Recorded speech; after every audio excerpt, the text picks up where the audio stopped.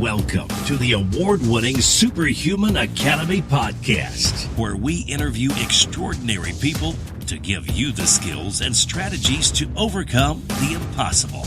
And now, here's your host, Jonathan Levy. This episode is brought to you by Blue Blocks.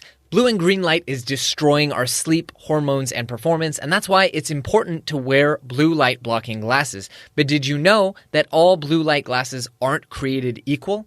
I personally have started wearing Blue Blocks blue light blocking glasses, as they are the only blue light blocking company in the world that create evidence-backed lenses for filtering blue and green light.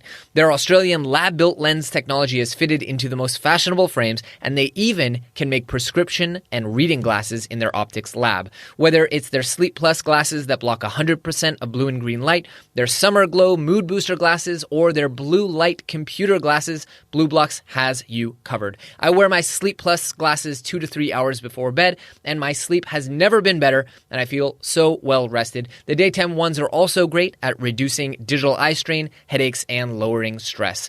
With free and fast worldwide shipping using code SUPERHUMAN at checkout, now is an amazing time to level up your sleep and eye health. Just go to blueblocks.com, that's BLUBLOX.com, and enter code SUPERHUMAN to save 15%. Greetings, SuperFriends, and welcome to what is definitely one of the best and most exciting episodes we've done in our 300 show history. Today, I am joined by none other than Cal Newport. He's an associate professor of computer science at Georgetown University, but most people don't even realize that, because in addition to that, he is one of the greatest best-selling authors in the personal development and productivity space of our time. His work has been published in over 25 languages and has been featured in many major publications, including the New York Times, Wall Street Journal, New Yorker, Washington Post, and Economist. You probably know him as the author of Digital Minimalism, Deep Work, and So Good They Can't Ignore You. And you've probably seen his work in the New Yorker, New York Times, Wall Street Journal, Economist, and many others, as well as he is a New York Times, Wall Street Journal, Publisher Weekly, and, deep breath, USA Today bestseller. In other words, he is one of our most critically acclaimed guests of all time, and in this episode, you will without a doubt understand why. Cal is a very unique thinker and has thought very deeply, and I say that with intention, about productivity and work and getting things done. His ideas have shaped what has become the common canon for getting more focused work done in your day, and also putting controls on how technology impacts your life outside of work. Now, in this episode, I had the privilege of getting to go deep into Cal's work, because he is currently releasing a new online course with Scott Young, which talks about many of these subjects that he wrote years and years ago about. I had the privilege to go back in time and ask him questions without shame or embarrassment about things that really he published a decade ago. So we talk about digital minimalism, but we also talk about deep work. We talk about So Good They Can't Ignore You. We talk about accelerated learning. We talk about the importance of focus, the neuroscience behind focus, the mistakes that so many people make in their work, which are robbing them of the ability to focus and pay attention. And we go into digital habits of digital minimalism and the history of why it is that your phone controls you and not the other way around. I honestly think this is one of the better episodes we've ever done, and so I'm deeply indebted to our mutual friend, Scott Young, who made all the arrangements. I know you're going to enjoy this episode with my new super friend, Cal Newport. Mr. Cal Newport, welcome to the show, my friend. How are you? I am doing well. It's my pleasure to be here. Yeah, I'm really excited that we got connected. And first thing I want to do is give a huge shout out to our mutual friend, Scott Young, who connected us because we're, I think, kindred spirits on so many different topics. I'm really looking forward to sharing your very important ideas with our audience today. Yeah, it should be fun. We can go deep, as it were. Deep as it work. Now, one thing I've always wanted to know, Cal, so I'm going to not waste any time. How did you become the man for this message? I've talked so much with my audience about the importance of focus and getting rid of distractions, and I do a lot of stuff on productivity. And yet I've still been very, very heavily influenced by your work, whether it's digital minimalism or deep work. So I'd love to hear a bit about your kind of origin story and how it came to be that this became such an important part of your career and your journey and your message. Well, there's a couple strands that all came together. If you want to understand how I became sort of Mr. Concentration, deep work, productivity captain, so we have to pull those strands together. So the initial strand is I got started writing early on books about college student advice, and so I did my first book deal when I was still an undergraduate. And I wrote 3 books. So one as an undergrad and 2 as a graduate student. They were all about essentially how to do well as a student.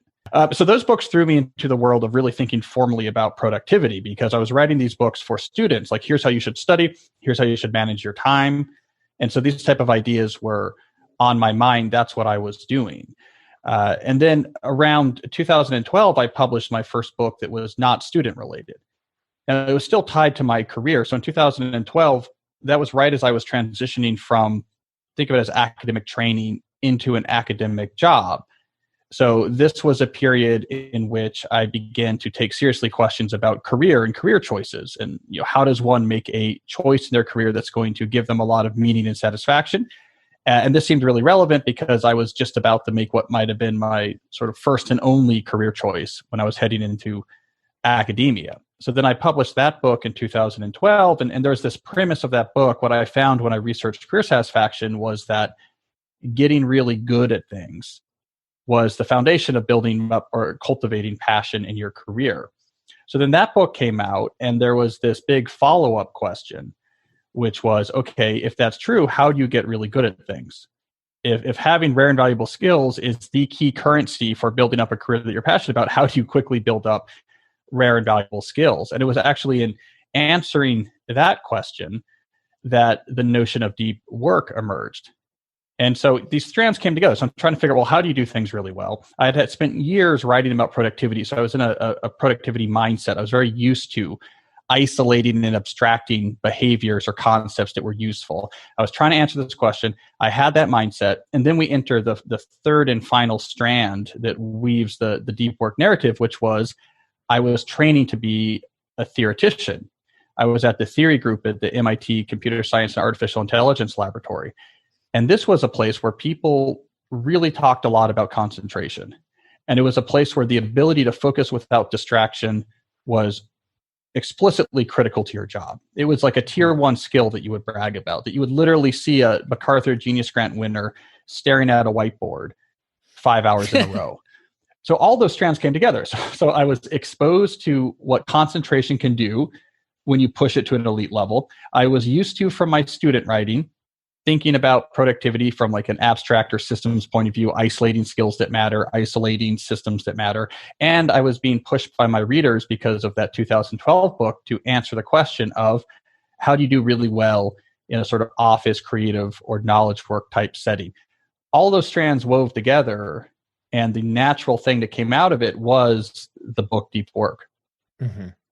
Which was a blockbuster success. And I think many, many people did not realize, especially people who are not familiar with you and your work, that you actually have a day job and you're a professor, but not a professor of psychology or of neurochemistry. You're a professor of computer science, which makes it all the more impressive that you have really walked your own walk and talk and carved out enough time for the deep work to lead what many, including myself, would argue is a highly successful, totally separate career from your professorship. Well, I mean, the fact that I was a computer scientist was relevant, but for this less than obvious reason that the type of computer science I did really rewarded concentration. And so, I mean, I just was surrounded by that, much in the way that you could imagine, let's say like a professional athlete might extract something from what it's like to train as a professional athlete at a high level and then extract from that advice that's then, let's say, relevant to the career world or something like that. It was almost similar. So it wasn't the content. You're right. It wasn't the content of my work. I work on the theory of distributed algorithms. I'm a specialist in impossibility results for randomized solutions. Nothing about that is something you want to hear about right now. Nothing about that is going to make you better at your job. It might be useful if there's a sleep issue that you want resolved, but it's a very specialized type of work. But I was so exposed to concentration, but pushed to an extreme. But then what happened after that, which I think is interesting, is that a consilience grew between my academic work and my writing work, because though deep work was really about, okay, how do I do well in my job? A lot of the issues at play were technological, right? One of the big questions in this book, Deep Work, was why is this so rare? Why don't we do it anymore? And a lot of those answers had to do with technologies like email and technologies like Slack. And that set me down a path of trying to understand, okay, how does technology intersect with culture? Especially in unexpected ways, where you bring an email because it's a obviously better solution than the fax machine, but you look up 2 years later and you're sending 100x more messages than you ever did before, that your entire nature of work had changed.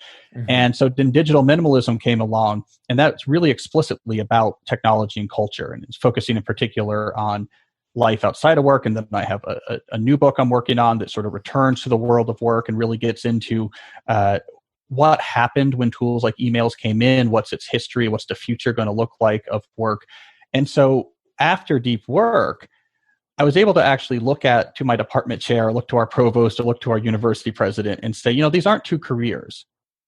I'm a technologist who does hardcore technology research, who also wants to talk about in a public-facing way the impact of these technologies on our life, both professionally and personally. And so Deep Work also was this pivot point for me where I realized, okay, these two things I do aren't unrelated. It's sort of like Richard Dawkins does hardcore biology work, but also did a lot of public-facing work to try to explain the implications of biology to people in the world. It's almost as if I now see myself as doing something similar. The impact on tech and culture in our personal life and work is massive and complicated and interesting. And that's where I think my books have been since Deep Work, is the work I do for the New Yorker, the New York Times are all within that well-worn groove. And so that's now how I explain what I'm doing to the world at large. That's fascinating. And it also, you said Richard Dawkins, I believe, but the comparison that came to mind for me was Richard Feynman, who was at the cutting edge of so much research, but spent a very significant portion of his time teaching and explaining in a very similar way. Yeah, so it is a bit of a well-trod path. So like, for example, I'm on essentially a sabbatical in the spring, a research leave funded by the university. But the leave is for me to think deeper and do more peer-reviewed academic work on the type of topics I wrote about in Digital Minimalism and in Deep Work. So it's all coming full circle now, and now it's all connecting in a more thick and meaningful manner. That's incredible, and I suppose just so rewarding to understand that it's not that you're living this kind of split life, but in fact, one is fueling the other in a very real sense. I did want to ask you, Cal, you mentioned something that pricked my ears up, because I, like our mutual friend, Scott, I'm obsessed with learning and accelerated learning and how can we learn things faster. Now, your first book, So Good They Can't Ignore You, talked all about how you get better at things faster. And so I'd love to compare notes and just get a brief overview. I know it's been many, many years since you wrote that book, but what did you find, and how do we get significantly better at things faster? Yeah, no, it's a good question. And actually, technically, it's my fourth book, because I had this string of books for Random House for students. Yeah, but it's the first book kind of in my, like, the modern canon of, my non-student canon. But so that was one of the big questions, right? Okay, so rare and valuable skills are important. That was the book where I got into deliberate practice theory for the first time, and really got pretty serious about trying to understand the implications of Under Ericsson's notion of deliberate practice, which is, I like to think of it as our best current understanding for how people get good at hard things.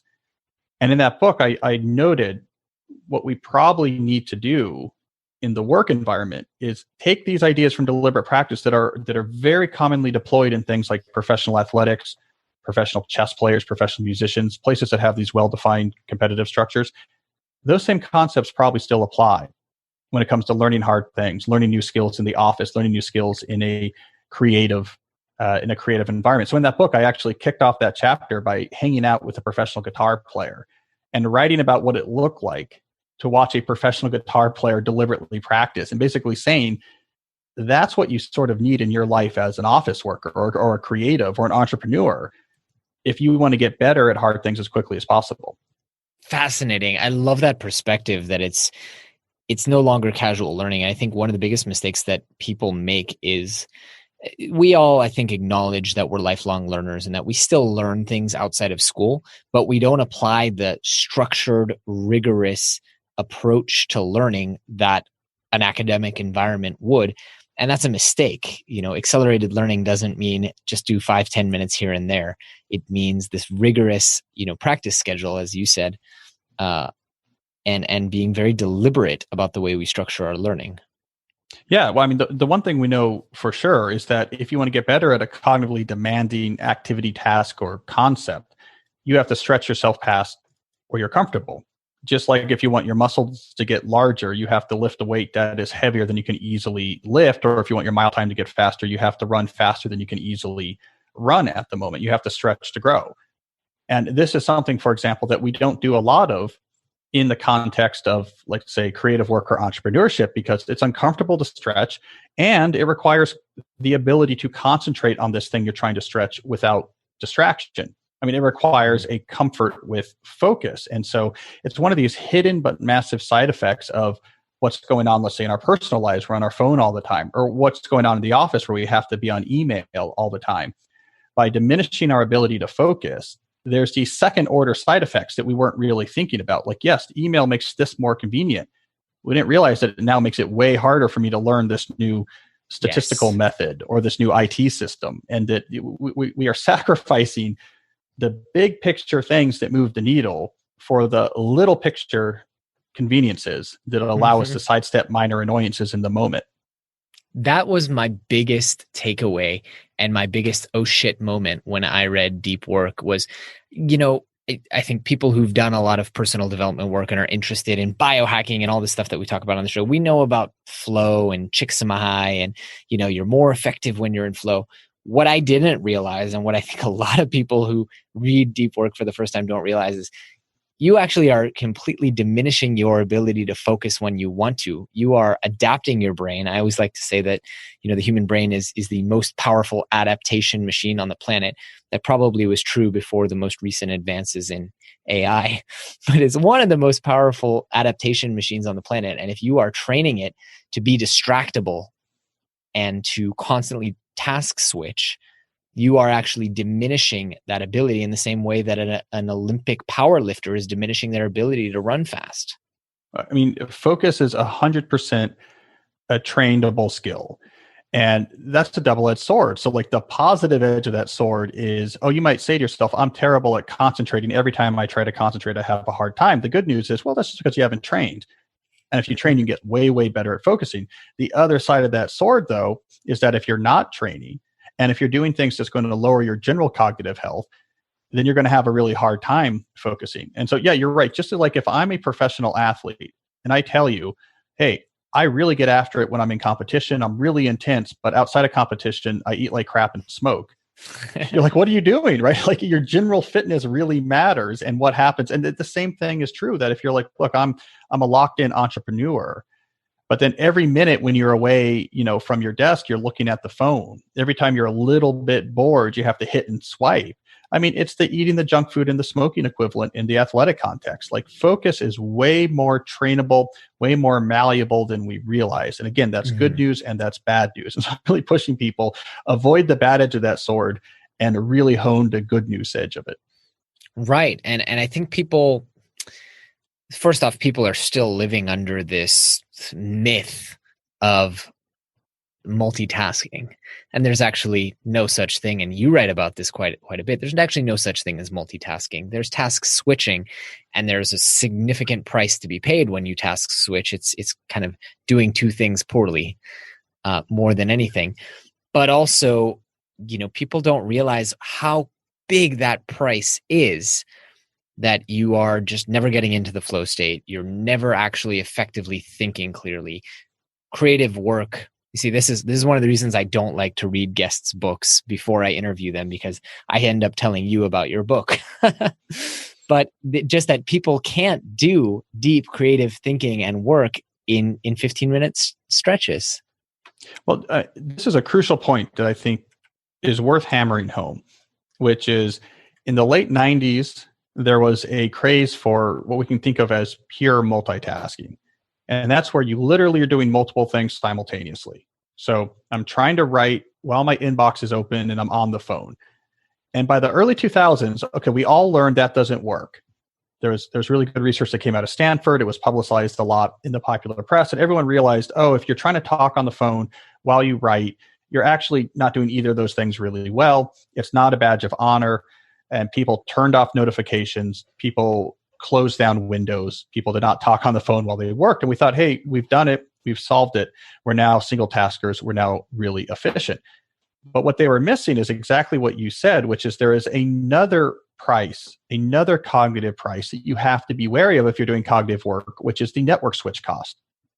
So if I switch what I'm paying attention to, that unfolds, it unspools a complicated series of neurological changes. We have to, our frontal cortex has to start to suppress unrelated attentional networks and amplify related networks.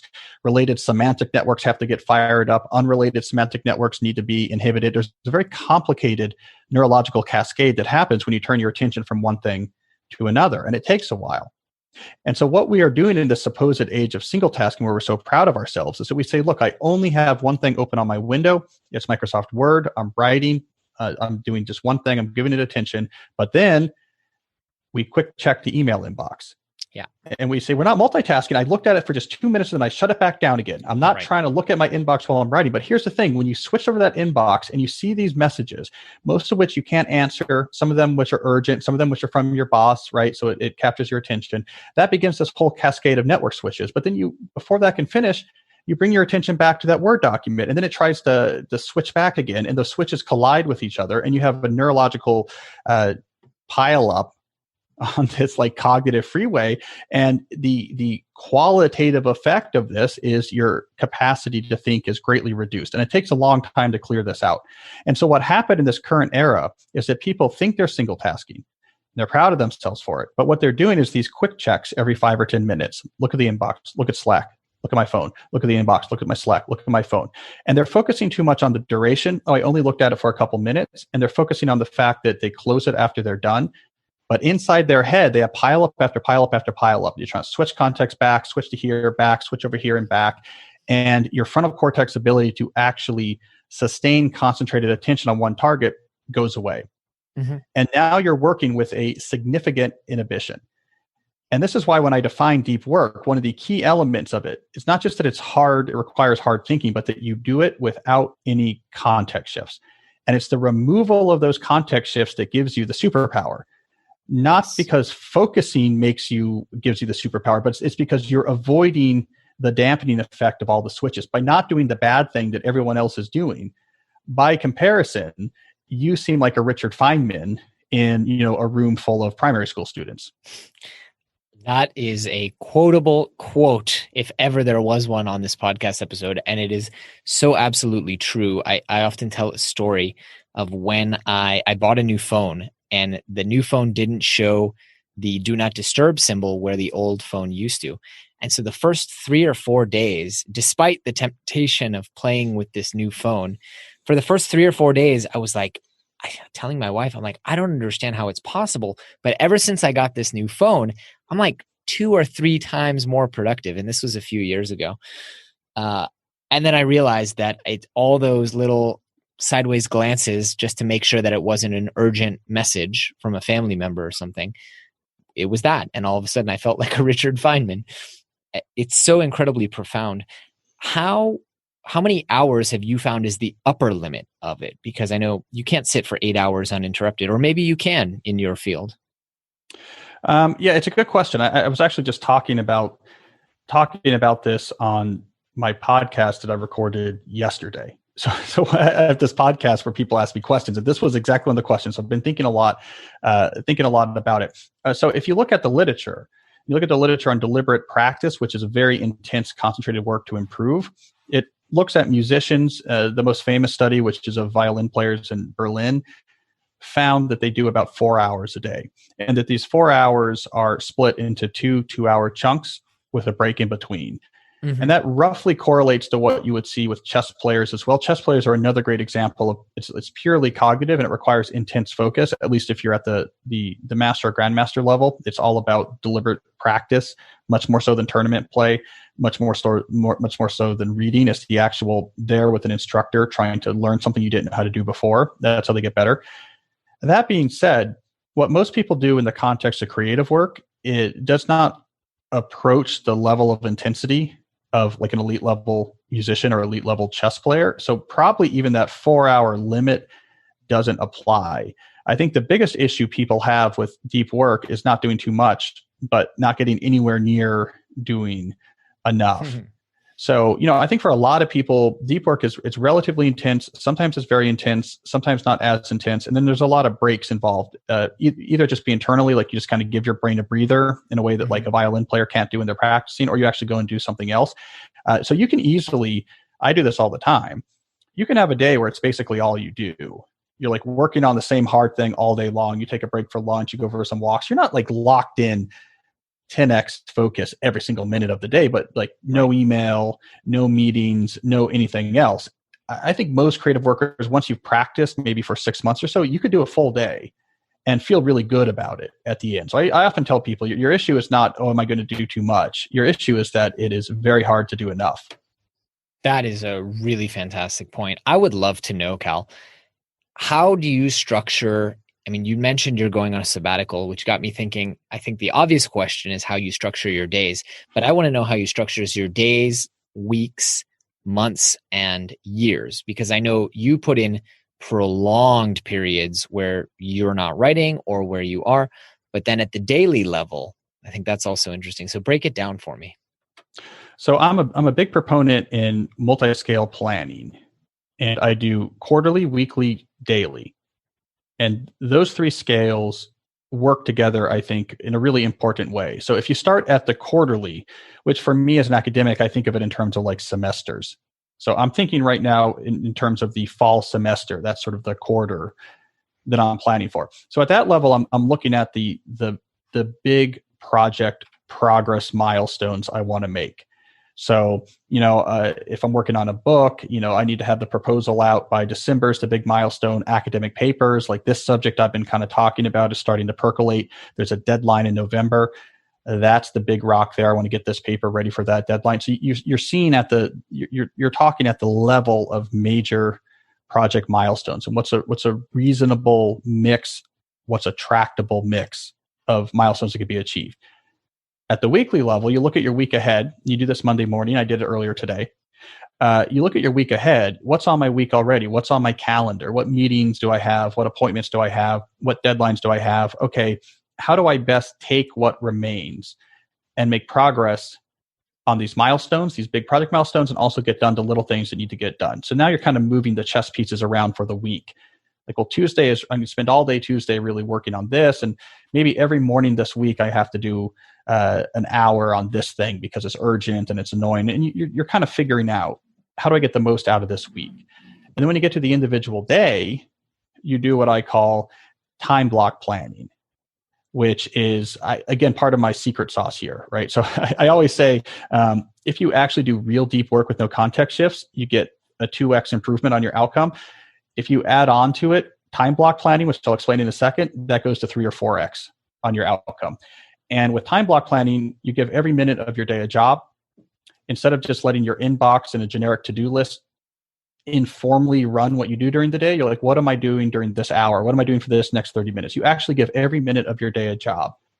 And it's incredibly intense, and it's a hard day to get through, but you get a lot more done when you're figuring out what's the optimal deployment of all the time I have available today. And so I do multiplay those three scales, and that's sort of the part of the key. That's sort of my productivity secret sauce there. It allows me to keep my eye on the big prize, and then on the smaller scale, make the most of what's actually available to me. Now, is every day is always planned to the minute, or I imagine every minute has a job can also mean, you know what, I'm taking a 6-hour block here to just chill. And that's a job. Right. So weekday, week hours. That's the way to think about time block planning. So you have your working time. I'm a big believer in a clear distinction. Here's my working hours. Here's my non-working hours.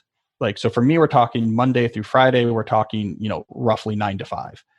During the working days on the working hours, time block will hand it. When your workday is over, you want to throw that planner across the room. You do not want to be time block planning your personal time. You don't want to be time block planning your family time. You want to be time block planning your weekends. No, this is about, okay, I'm working. I'm going to be working for the next 7 hours, and I'm going to get after it for the next 7 hours. That's when you time block plan.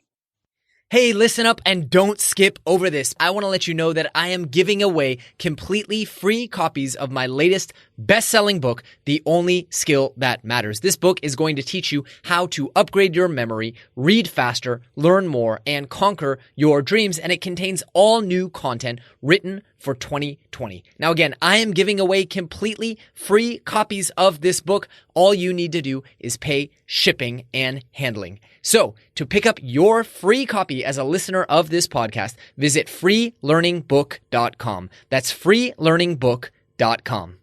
There are two things that really surprised me about what you just said. One is that you don't break things, or maybe you do and it didn't come up, but you don't break things down into full day, like this is my maker day or my writer day. I'm going to write all day for this, and I'm not going to check email once. I've heard a lot of people talk about the maker manager day or buffer days, free days and focus days, and Dan Sullivan speak. And the second thing that really surprises me is that you work a 9 to 5. And I would think you'd have different hours to go with your creative flows and or with all the productivity that all the productivity techniques that you would cut the hours down. It's true. I'm a 9 to 5er. So it's a productivity technique I introduced years ago. Before, this is back when I was doing my student work. And I think I wrote a post about this for my friend Ramit Sethi's blog years ago. And I call it fixed scheduled productivity. And the idea is if you fix the time, this is when I'm going to work, and I don't work outside of that time, that then forces lots of little small productivity innovations to try to hit that goal. So like once you put those constraints in the ground, like here's the stakes in the ground, I'm going to work just during these hours. And then you have to work backwards from that to figure out how am I going to make that work. You get all sorts of innovations, both in terms of productivity, but also in terms of essentialism, right?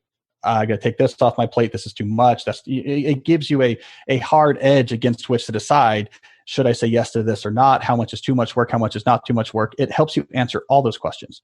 Because like the correct answer to all these questions is, if it makes it impossible to stick within my working hours, then it's too much. Are my productivity systems good enough? Is my work fitting within my set hours? If so, yes. If not, then no. Now, the answer to the other question, I do, with weekly planning, quarterly planning, and daily planning, sometimes I do have days that are fully dedicated to just one thing. And sometimes I have periods like this week where the semester is just starting up at Georgetown, and I have an administrative role at Georgetown. I'm the director of graduate studies, where there's a lot going on. So I'm much more strategically moving around the time chess pieces day to day to try to fit things in. But there's a lot of flexibility in this type of planning, because you're working backwards from what you want to get done, looking at what's available and saying what's the best way to get it done. And your answer to that can shift a lot depending on the circumstance. And I think that's one of the strengths of it. So if it's in the middle of the summer, I might go 3 days in a row without seeing my inbox because I'm a professor in summer and I can do it. But if it's the first week of classes, I'm doing something that looks completely different. And I love that flexibility of working backwards from what you want to get done, what you have available, what's the best way to get from the latter to the former. You get a lot of creativity out of it. That's fascinating. It's so much more dynamic than the way I've been doing things, where I completely block off maker and manager days, or I've changed to calling it buffer days and focus days. Buffer days are the days where I do all the stuff that fits in between the cracks of the creative stuff. And on focus days, I only create. And if I'm not feeling creative, then I just don't create on those days. Yeah. Well, and also there are periods where I do something very similar. So often, for example, my summer schedule is deep work creation starts today, and I go until early afternoon. And then only then do I turn over and sort of check in on the affairs of the world through email. And maybe half the days of the week, I'll add a non-trivial administrative block after that email check. And the other half of the days of the week is just I work until 2 or 3, 20 minutes to make sure there's no fires, and then I'm done. And so I'm where you are during certain times of years. Just the reality of my work is I have like 4 jobs. Right.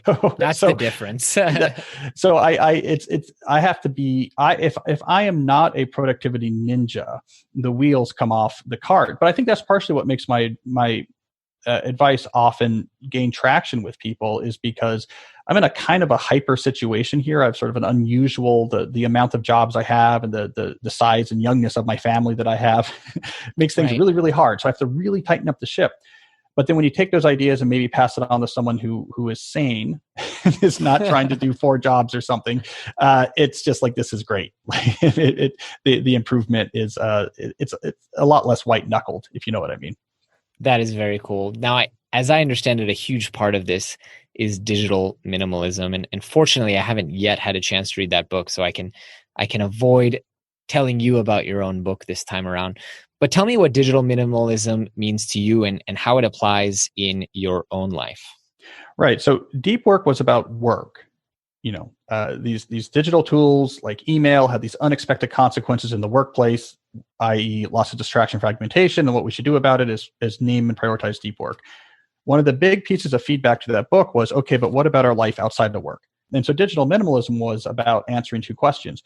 Why, when we used to be excited about tech like our phones, why are we getting uneasy about what's happening with the phones outside of work? And then 2, what should the response be? And so I looked at those 2 questions, and I got into why we look at our phones too much, why that makes us uneasy.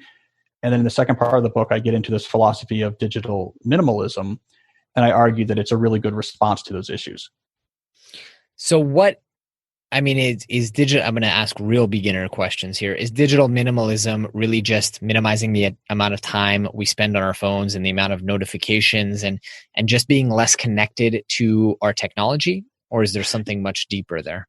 Yeah, no, it's a good question, because I think this is a common assumption. When you hear the word minimalism, you think about minimization.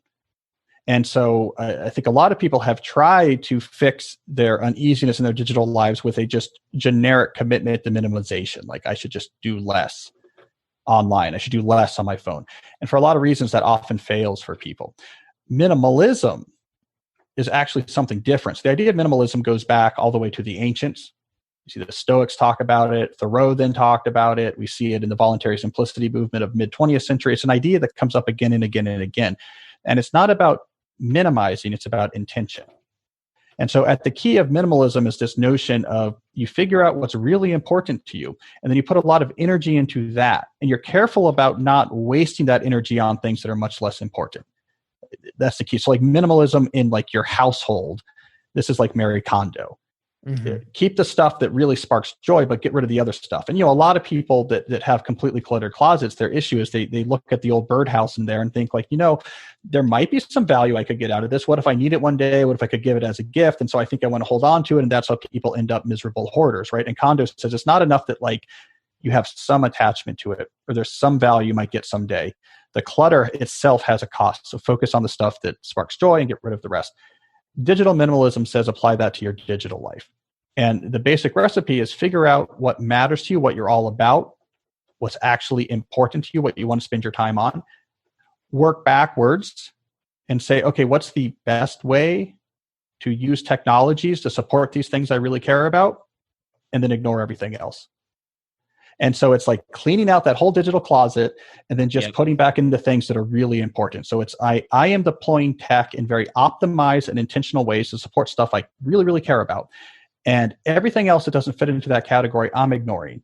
Even if everyone's using it, even if it's generically interesting, even if like it might open up some value someday, or maybe I'll meet a connection for my business that I didn't expect, or all of these sort of random reasons we give to build up a hoarder-like house full of digital clutter. It says, no, figure out what you're all about, find ways to use tech to make that even better, and miss out on everything else. That's the digital minimalism philosophy. I freaking love that, Cal. And it's so what I'm about. I'm an entrepreneur and I have an entrepreneur's brain, which means in many ways I have ADD and I'm impatient and I don't like doing things that I don't like, which I think a lot of entrepreneurs get into entrepreneurship to work on the things they want to work on and not have to do all that other stuff that they'd have to do in salary jobs. So a lot of us, like me at least, are unemployable. And I guess in my life, digital minimalism means a lot of automation, because I fundamentally believe that humans were not put on this planet to sit in front of a desk and do drudge work like manual data entry. Maybe there are people who love manual data entry, but to me, it's a form of light torture. And so in my business, I do that. We use automation very, very heavily to avoid any kind of manual data entry or record keeping and stuff like that. And if I look at the way I use automation in my home, the way I use automation in my computer, the reason why I love all things digital automation is because it allows me to clear out that noise, and I don't need to do the things that don't spark joy, which ultimately is talk with awesome people, which I cannot automate and wouldn't want to, and create really cool stuff that I'm passionate about sharing with the world. Everything else, I'd rather be hanging out with my family than sitting at a computer doing it. Yeah. So I think entrepreneurs often get this idea really easily.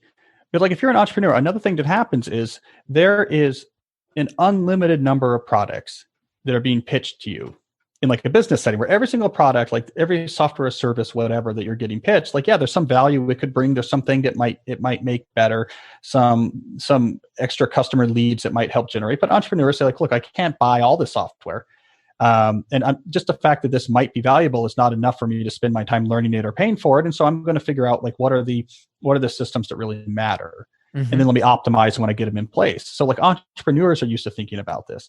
But in people's personal lives, they don't think that same way when it comes to apps or services or gadgets. And they'll say things like, I don't know, like Instagram seems like a lot of people are using it. And you know what, like my niece there's pictures of my niece on there, and that I like seeing pictures of my niece. And so, so I just, I spend 2 hours a day, looking at this app, because there's none of this cost benefit thinking. Entrepreneurs are great at it. And so the minimalists are all about this. It's like, it doesn't matter that there's some value or some good thing that could come. There's a billion things that satisfy those criteria. And there's a lot of good reasons to understand that if your criteria, this philosophy is called maximalism, but if your criteria is there's some possible benefit or something I might miss out, and therefore I'm going to use this service or use this tool or use this gadget, that you are going to almost certainly far diminish the net total benefit you feel in your life. And it's really counterintuitive, people, that stepping away from something that can bring you a little bit of value can actually increase the total amount of value in your life. But it's true, and it works, because that attention that you would have given to that small thing can be rerouted to something that gives you huge value. And the return on that attention is therefore much greater. So I think that idea of it's not just this could be useful or other people do this, that's not enough for something to lay claim to your time and attention, that you have to be much more stringent about how you deploy that limited resource. That is so on point with where I am and how I live, and just realizing time is one thing. And I think most people have learned to be protective of their time. I often discover people who are so not protective of their time, it blows my mind. But what people don't realize is that attention is a much more finite resource than time, because as you said, you've got really best case scenario 4 hours of focused attention during the day, and maybe another 4 to 6 hours of unfocused attention during the day, the kind that you would use for social interaction or spending time with those that you love. And so that's a lot less than you have in hours in the day, and even less than waking hours. And so it really is about protecting your attention from all this noise, that it's not like we had an abundance of free time and free attention before the digital era. Yeah. And not to go too far down this rabbit hole, but it's really important to recognize that the reason why you're spending so much time looking at that phone and looking at those apps, looking at the services, is actually a lot more arbitrary than most people realize. I mean, to summarize this very, very briefly, essentially what happened is there's this key period between roughly 2010 and 2012, where before that period, we saw things like smartphones as tools that you would deploy to do specific things that you wanted to do. Like, I want to listen to a song, I want to make a phone call, I want to look up some directions. They were not constant companions. You did not see people looking at their phones all the time. It would be weird. In 2009, that'd be like seeing people that constantly had their atlas out. Like, why are you always looking at your atlas? That's weird, you know? Right. Post 2012, we started looking at our phones all the time. It became a constant companion. It became sucking our time and energy away from things that were actually more valuable. What happened during that period? Very roughly speaking, Facebook had to get ready for an IPO. And that pressure said they had to switch from customer acquisition mode to revenue generation mode, which meant they had to get more revenue per user, which meant they had to get each user to spend more time using Facebook. And they completely transformed the Facebook experience, specifically with the goal of getting people to look at it more.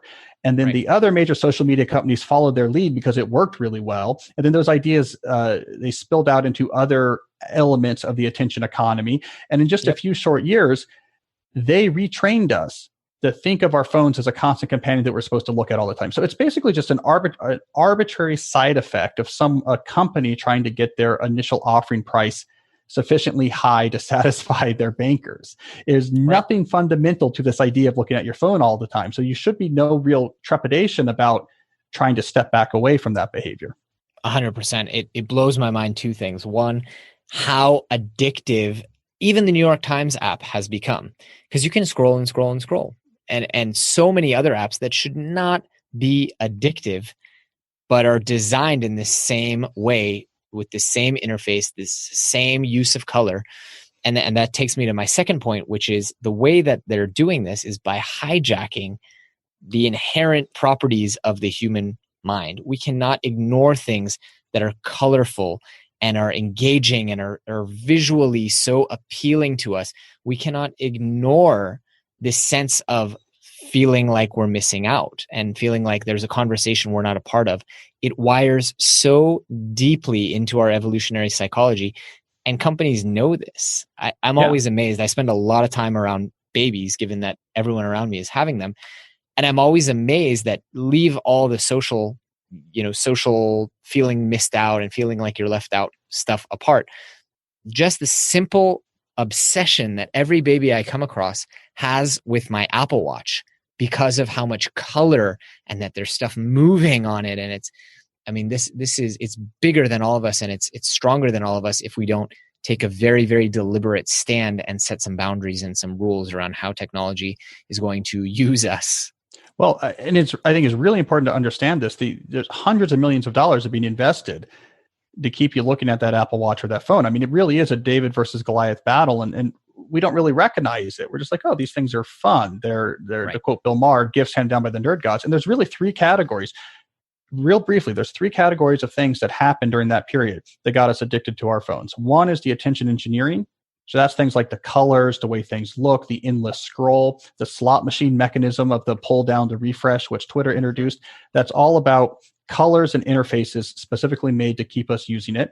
There was the introduction, number two, of social approval indicators. We underestimate the importance of the like button being added to Facebook. A huge innovation because it changed social media to be not about I post things, you post things, I like to see what you posted, and made it a source of incoming social approval indicators that hijacks our brain. We cannot avoid clicking on that app if we know that clicking on that app is going to give us information about what other people are thinking about us.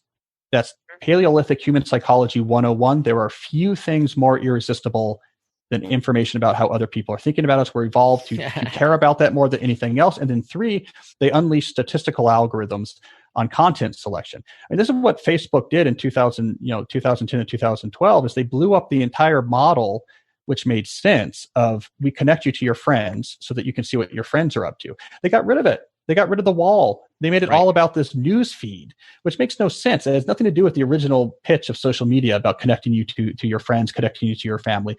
This news feed that it reduces everyone to these large vectors of data points and uses statistical machine learning to select just the right things to show you. That's going to hit your brain and say, ooh, reaction, ooh, reaction. It's a blind machine learning process. Here's the problem. What are the things that are going to actually hit those buttons? What are the things that these algorithms, these blind algorithms stumbled across?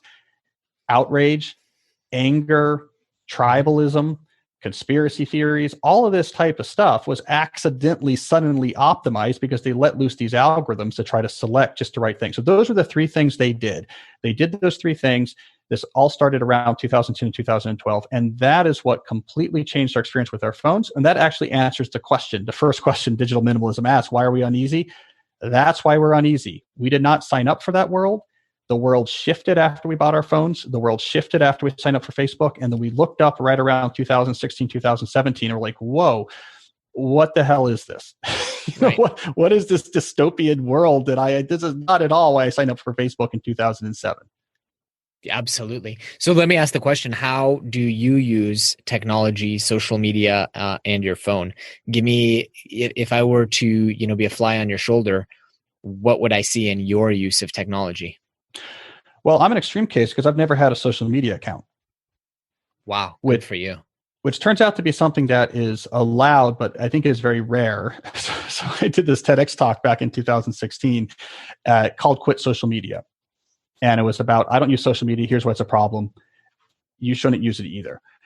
The title, it so worried the organizer of the event, because back then this was considered like incredibly eccentric, that they changed the title when they posted it on TED and YouTube to something much more unobjectionable, like how to be deep in a distracted world. And I said, nope,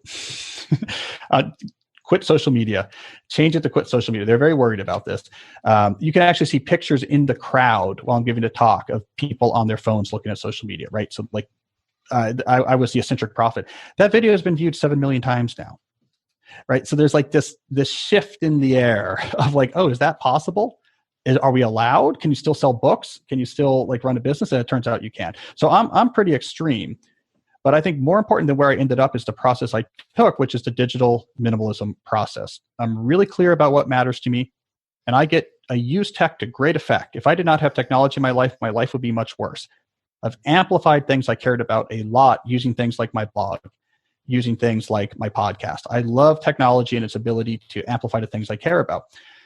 There was never anything that came up in that calculus where being on Instagram, being on Twitter, being on Facebook felt like it was going to really amplify something I cared about. So I just never signed up. And that's just classic digital minimalism. Work backwards from what matters. Use tech in ways that boost that. What I do is going to look different than what you do. What you do is going to look different than what someone else does. But if you apply this mindset, your happiness is going to be much higher. Wow. Good for you. It's absolutely inspiring. And every time I come into your corner of the internet, it inspires me to use my tech and especially social media less. So I want to thank you for that. Now, Cal, I know we're coming up on time here. I do want to ask you for a quick homework assignment, something that everyone should do while they wait for next week's episode. It could be something around deep work, digital minimalism, or anything for that matter. Well, I usually give 2 assignments because these 2 books I'm known for. One's about the world of work and one's about the world outside of work. So I'll briefly give one assignment from each to cover my bases. So my deep work assignment is try in this upcoming week actually scheduling deep work sessions on your calendar, just like a meeting or appointment, and then treating those sessions like a meeting or appointment, right? So if you have a shared calendar, put it on your shared calendar. If you don't, treat it like I have a dentist appointment then. If anyone else tries to schedule something, you're like, hey, look, I'm tied up from 11 to 2, but I'm free after, I'm free before. Like really protect it. And then when you get to those periods, actually try to work on something during those periods where you do 0 context shifts. So 0 looks at email, 0 looks at Slack, 0 looks at your phone, just to get used to what it feels like to have actual undistracted time and what it's like to actually protect it. My homework assignment for your life outside of work is try for 1 week to take off of your phone any app where someone makes money from your time and attention every time you tap on it. And you don't have to quit these things. You can still look, if you need it, you can go onto your browser on your computer or whatever. It's still there, but it's not there all the time. It's not in your pocket. So you basically practice, what would it be like if I was using these services and these apps in a functional way? Like, oh, I need to go post something for my business. Okay, let me go on my laptop and sign into Instagram, versus in a constant companion mode of I'm in line and I'm bored. Let me just glance at this. Just that little experiment, I think, will give you a glimpse of what a much more intentional digital life could actually feel like. That is fantastic. And I did want to ask you, thank you for reminding me, what does Cal Newport do when he's waiting for a train? Well, I'm not looking at social media. That I knew. I'm not looking at my phone. It depends. So I could be thinking, I could be reading, I could be listening to a podcast. The one thing I do, and I talk about this in Digital Minimalism, is I always talk about vitamin solitude. So Yes. to thrive as a human being, you need on a regular basis at least some time where you're just alone with your own thoughts and the world around you. You don't have to do it all the time, and it doesn't have to be 5 hours a day, but there should be at least one thing you do each day where it's just you alone with your thoughts and looking at the world around you. And there should be at least one session a week, like maybe on the weekend, where you do something more extensive, right? So like 10 minutes each day is good of just, I'm walking to the store, putting in my laundry. 10 minutes a day of just being alone with your own thoughts is very important. Mm-hmm. And then maybe once a week, you actually do like an hour-long walk or something much more extensive. And so for me, I want to do a little bit of that every day. So if I'm waiting for a train and I haven't got my vitamin solitude yet, I'm just looking around, looking at the train, looking at people, thinking my own thoughts. And if I have got my vitamin solitude, then I'm probably reading or like listening to a book on tape, something like that. I love that. For a long time after I read Deep Work, and I need to get back into this habit, I just started slipping my Kindle in my back pocket. The Kindle Paperwhite fits in most of my pockets, and that just became my go-to because it's like, what do I want to nurture? What is my goal with technology? I want to learn. I want to learn more, and I want to enrich myself, and I want to read more books and high quality materials. I definitely don't want to scroll Instagram. Yeah, I love the Kindle trick. Absolutely do that. Just have a book right there. You grab it in any moment. Doesn't it calm you down, by the way? I mean, there's a calming effect, and looking at the screen does the 100% opposite of that. Totally. Now, Cal, the reason we actually scheduled this was you have a new course coming out. We've almost come up on time here. I want to make sure to leave some time to talk about this. I'm really excited about this course that you and Scott Young are putting together. Tell us about it. Tell us why people should pick it up, and we'll be, of course, sure to link to it and email about it and everything when it comes out. Yeah, the course is called Life of Focus. So just to give the brief background is that years ago, Scott and I collaborated on a course about So Good They Can't Ignore You. So it's about career advice, how to get really good in your career, and it was called Top Performer. And it was very popular. 5,000 people went through this course. Like there was a real pent up energy in that. And so this is the long awaited follow-up that builds on Deep Work, Digital Minimalism, and Scott's book, Ultra Learning. And the course is called Focus Life. And there's 1 month dedicated to deep work where you rebuild your schedule around the deep to shallow work ratio. There's 1 month built around digital minimalism where you do a digital declutter and completely transform your usage of tools in your personal life. And there's 1 month dedicated to ultra learning, where you take on an ultra learning project and learn something way more complicated than you think you could learn, way faster than you thought you ever could. And so that's the course, and you go through it with a bunch of fellow students, and you have support from them. And we're really excited about it. And you can find out more about it at the website, at calnewport.com or scottyoung.com. We're talking about it. If you miss the launch we're doing soon, there'll be more to follow. But if that sounds interesting, you might want to check out our websites, and you can learn more about that course there. Awesome. Do we have a release date for that? Yeah. So this is where I don't know quite what the timing is on this episode. So it's actually the upcoming weekend kicks off the launch week. So I don't know if when this comes out, we might already be past that or not. I just don't know what the timing is.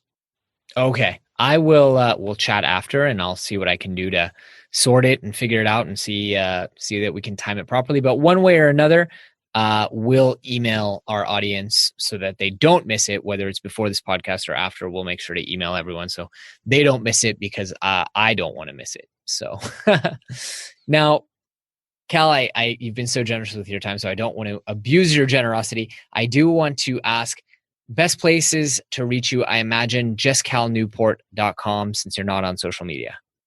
Yeah, exactly. So there's two ways to get Cal Newport. CalNewport.com is where I blog there weekly, and it's where my newsletter is. And then I have a podcast called Deep Questions.